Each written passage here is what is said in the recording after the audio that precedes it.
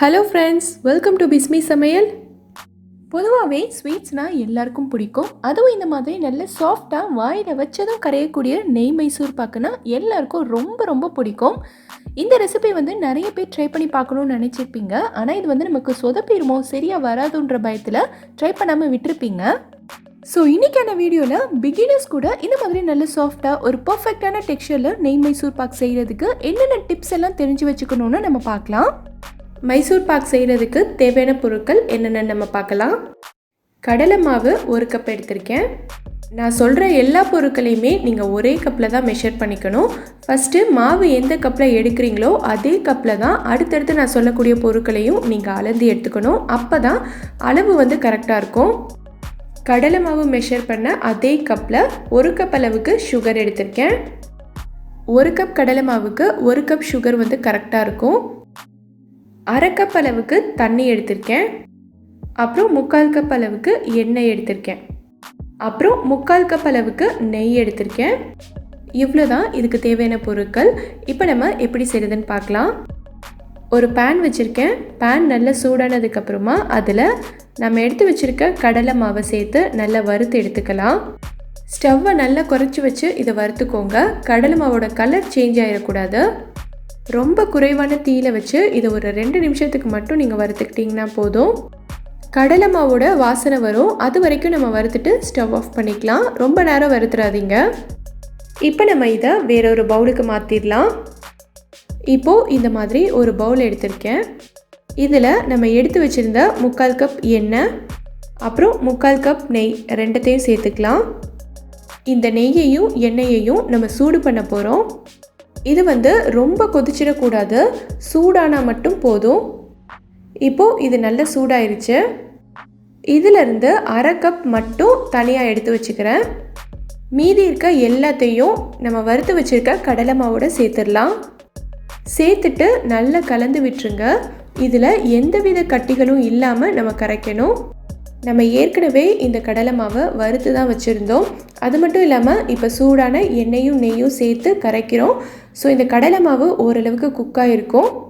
இப்போது இதை தனியாக வச்சுட்டு நம்ம சுகர் சிரப் ரெடி பண்ணிடலாம். இந்த மாதிரி ஒரு நான்ஸ்டிக் கடாய் எடுத்திருக்கேன்.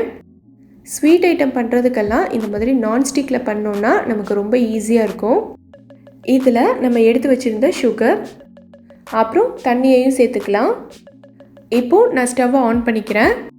நம்ம சேர்த்துருக்க சுகர் எல்லாமே நல்லா கரையிற வரைக்கும் ஸ்டவ்வை ஹை ஃப்ளேம்லேயே வச்சுக்கோங்க. நம்ம சேர்த்துருக்க சுகர் எல்லாமே நல்லா கரைஞ்சிருச்சு. இந்த மாதிரி நல்லா கொதித்து பபிள்ஸ் எல்லாம் அடங்கினதுக்கப்புறமா ஸ்டவ்வை குறைச்சி வச்சுக்கோங்க. ஸ்டவ்வை குறைச்சி வச்சுட்டு நல்லா கலந்து விட்டுட்டே இருங்க. இதில் நம்ம கம்பி பதம் எடுக்கணும். நீங்கள் பிகினராக இருக்கீங்க, இப்போ தான் ஃபஸ்ட் டைம் ட்ரை பண்ணுறீங்கன்னா நீங்கள் இந்த இடத்துல ரொம்பவே கவனமாக இருக்கணும்.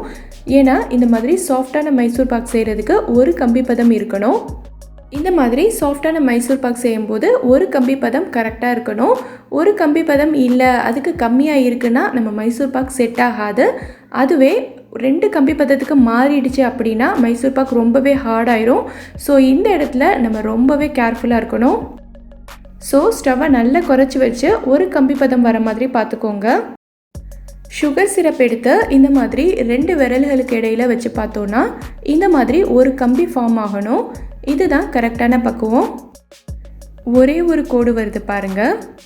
இந்த ஸ்டேஜில் நம்ம கரைச்சி வச்சுருக்கோம்ல கடலை மாவும் நெய்யும் அதை இதோட சேர்த்துடலாம். ஒரு கையில் சேர்த்துட்டு ஒரு கையில் கலந்து விட்டுட்டே இருங்க, இல்லைனா கட்டி பிடிச்சிடும். இதுக்கப்புறமா நீங்கள் கலந்து விடுறத ஸ்டாப் பண்ணவே கூடாது. ஹெல்ப்புக்கு யாராச்சும் இருந்தாங்கன்னா கூப்பிட்டுக்கோங்க. ஏன்னா இதை கண்டினியூஸாக கிளறி விட்டுட்டே இருக்கும்போது நமக்கு கை வலிக்கும். கடலை மாவு சுகர் சிரப்போடு நல்லா சேர்ந்து இதோட கன்சிஸ்டன்சி கொஞ்சம் மாறி வரும். நம்ம சேர்த்த கடலை மாவு சுகர் சிரப் எல்லாமே ஒன்றா கலந்ததுக்கப்புறமா இந்த மாதிரி நல்லா கொதித்து பபிள்ஸ் வரும். இதுவும் கொஞ்சம் திக்கான மாதிரி இருக்கும். இப்போது நம்ம தனியாக சூடு பண்ண எண்ணெயும் நெய்யும் 1/2 கப் அளவுக்கு எடுத்து வச்சுருந்தோம்ல, அதிலேருந்து கொஞ்சமாக இப்போ சேர்த்துக்கலாம். சேர்த்துட்டு நல்லா கலந்து விட்டுட்டே இருங்க. நம்ம சேர்த்த நெய் எல்லாத்தையும் மாவு நல்லா அப்சர்வ் பண்ணிக்கும். அது வரைக்கும் கலந்து விடணும். இப்போ பாருங்கள், நம்ம சேர்த்த நெய் எல்லாமே நல்லா அப்சர்வ் ஆகிடுச்சு. இப்போது மறுபடியும் அதிலேருந்து இன்னும் கொஞ்சம் சேர்த்துக்கலாம். கைவிடாமல் நல்லா கலந்துகிட்டே இருங்க. இதுவும் நல்லா அப்சர்வ் ஆகணும். இந்த ப்ராசஸ் நம்ம பண்ணிகிட்டு இருக்கும்போது கடலை மாவோட கலர் வந்து நல்லா சேஞ்ச் ஆகிட்டே வரும். டார்க் எல்லோ கலரில் இருந்து இப்போ கொஞ்சம் கொஞ்சமாக லைட் ஆகிட்டே வருது பாருங்கள். நம்ம சேர்த்த நெய் வந்து நல்லா அப்சர்வ் ஆயிடுச்சு. நான் மறுபடியும் மீதி இருக்க நெய் எல்லாத்தையும் சேர்த்துடுறேன். சைட்லலாம் இந்த மாதிரி நல்லா எடுத்து விட்டு கலந்துருங்க. நம்ம நான்ஸ்டிக் யூஸ் பண்ணோன்னா இந்த மாதிரி ஒட்டாமல் கொஞ்சம் ஈஸியாக இருக்கும். நல்லா இந்த மாதிரி எல்லாமே அப்சர்வ் ஆனதுக்கு அப்புறமா தான் நம்ம மறுபடியும் நெய் சேர்த்துக்கணும். அதுக்கு முன்னாடியே நீங்கள் சேர்த்துட்டிங்கன்னா அதுக்கப்புறமா நல்லா வராது. நம்ம சேர்த்த நெய் எல்லாத்தையும் மாவு நல்லா அப்சர்வ் பண்ணிவிட்டு இது எல்லாமே கடாயில் ஒட்டாமல் ஒன்றா திரண்டு வரணும். அது வரைக்கும் நம்ம இதை கிளறிட்டே இருக்கணும். நம்ம சேர்த்த நெய் எல்லாமே மாவு வந்து நல்லா இழுத்துருச்சு. இது நல்லா குக் ஆகிட்டு இந்த மாதிரி பபிள்ஸ் வருது பாருங்கள். எல்லாமே ஒன்றா திரண்டு வருது பாருங்கள். உங்களுக்கு தெரியுதா? கன்சிஸ்டன்சி கொஞ்சம் நல்லாவே திக்காக இருக்குது. மாவோட கலரு நல்லாவே லைட்டாக இருக்குது. கம்பி பதம் வந்ததுலேருந்து கடைசி ஸ்டெப் வரைக்கும் இந்த ஹோல் ப்ராசஸ்லையும் அடுப்பு வந்து குறைவான தீயில தான் இருக்கணும். எக்காரணம் கொண்டும் ஸ்டவ்வை அதிகமாக வைக்கவே கூடாது. இந்த ஸ்டேஜில் நீங்கள் வந்து கொஞ்சமாக எடுத்து டேஸ்ட் பண்ணி பாருங்கள். மாவில் இருக்க பச்சை வாசனைலாம் போயிட்டு கரெக்டான டேஸ்ட்டில் இருக்கான்னு செக் பண்ணி பார்த்துட்டு அதுக்கப்புறமா நீங்கள் வந்து வேறொரு பிளேட்டுக்கு மாற்றிக்கோங்க. சப்போஸ் உங்களுக்கு வந்து லைட்டாக பச்சை வாசனை வர மாதிரி இருந்தாலும் இன்னும் ஒரு 2 நிமிஷத்துக்கு இந்த கடாயிலே போட்டு நல்லா மிக்ஸ் பண்ணுங்கள். அதுக்கப்புறமா வேறொரு பிளேட்டுக்கு மாற்றிக்கோங்க. இப்போ பாருங்கள், எல்லாமே நல்லா திரண்டு வந்துருச்சு. இதை நம்ம நெய் தடவி வச்சுருக்க ட்ரேயில் மாற்றிடலாம். உடனே மாற்றிடணும், கடாயிலே விட்டுறாதீங்க. இந்த மாதிரி ஒரு ஸ்டெயின்லெஸ் ஸ்டீல் பிளேட்டில் நான் வந்து ஃபுல்லாக நெய் தடவி வச்சுருக்கேன். இதில் தான் நம்ம மைசூர் பாக்கு ஊற்றி செட் பண்ண போகிறோம். எல்லா பக்கமும் நல்லா நெய் தடவிக்கோங்க. அப்போ தான் நமக்கு ஈஸியாக எடுக்க வரும். இப்போது நம்ம இதில் ரெடி பண்ணி வச்சுருந்த மைசூர் பாக்கை ஊற்றிடலாம். இந்த பிளேட்டில் நீங்கள் முன்னாடியே நெய் தடவி வச்சுருங்க. அப்போ தான் நம்ம ஸ்டவ் ஆஃப் பண்ணிவிட்டு உடனே ஊற்றுறதுக்கு கரெக்டாக இருக்கும். நீங்கள் வந்து கிளாஸ் ட்ரேயில் ஊற்றுறதா இருந்தாலும் ஊற்றிக்கலாம். எதில் ஊற்றி செட் பண்ணுறீங்கன்றது உங்கள் விருப்பம்தான். இப்போது லைட்டாக இந்த மாதிரி தட்டி விட்டுருங்க.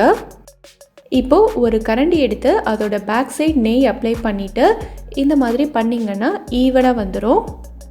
இப்போது நம்ம இதை டிஸ்டர்ப் பண்ண வேண்டாம். ஒரு 1 ஹவருக்கு அப்படியே விட்டுறலாம். ஒரு கத்தியில் இந்த மாதிரி கொஞ்சமாக எண்ணெயோ அல்லது நெய்யோ அப்ளை பண்ணிவிட்டு கட் பண்ணிங்கன்னா ரொம்ப ஈஸியாக கட் பண்ண வரும். இப்போ நம்ம இதை கட் பண்ணிடலாம். 1 மணி நேரத்துக்கு அப்புறமா இது வந்து ஓரளவுக்கு செட் ஆகிருக்கும். ஸோ அப்போ வந்து நம்ம மெதுவாக இந்த மாதிரி கட் பண்ணி விட்டுக்கலாம். உங்களுக்கு எந்த சைஸில் வேணுமோ அந்த சைஸில் கட் பண்ணிக்கோங்க. நீங்கள் வந்து ஒரு ஸ்கொயர் இல்லை ரெக்டாங்கிள் ட்ரேயில் ஊற்றி செட் பண்ணிங்கன்னா கட் பண்ணும்போது எல்லாமே உங்களுக்கு ஈவனாக இருக்கும். எனக்கு வந்து இந்த பிளேட் தான் ஈஸியாக இருக்குன்றதுனால நான் இதில் ஊற்றிருக்கேன். இதை கட் பண்ண உடனேவே இது வந்து எடுக்க வராது. இன்னும் ஒரு 2 மணி நேரத்துக்கு இது நல்லா செட் ஆகட்டும். அதுக்கப்புறமா நமக்கு எடுத்தோன்னா ஈஸியாக வரும். இப்போது 2 மணி நேரம் நல்லா செட் ஆனதுக்கப்புறமா நான் எடுத்து காட்டுறேன். எவ்வளோ ஈஸியாக எடுக்க வருது பாருங்கள். நம்ம மைசூர் பாக் எவ்வளோ சூப்பராக வந்திருக்கு பாருங்கள். அவ்வளோ சாஃப்டாக இருக்குது. இதோட டேஸ்ட் வந்து அப்படியே கடையில் வாங்குற மாதிரியே இருந்துச்சு. நான் இதை உடைச்சி காட்டுறேன் பாருங்கள். உங்களுக்கே தெரியும் எவ்வளோ நல்லா வந்திருக்குன்னு. இந்த வீடியோவில் நான் சொல்லியிருக்க டிப்ஸ் எல்லாம் ஃபாலோ பண்ணி நான் சொல்லியிருக்க பக்குவத்தில் நீங்கள் செஞ்சிங்கன்னா உங்களுக்கும் ரொம்ப சூப்பராக வரும்.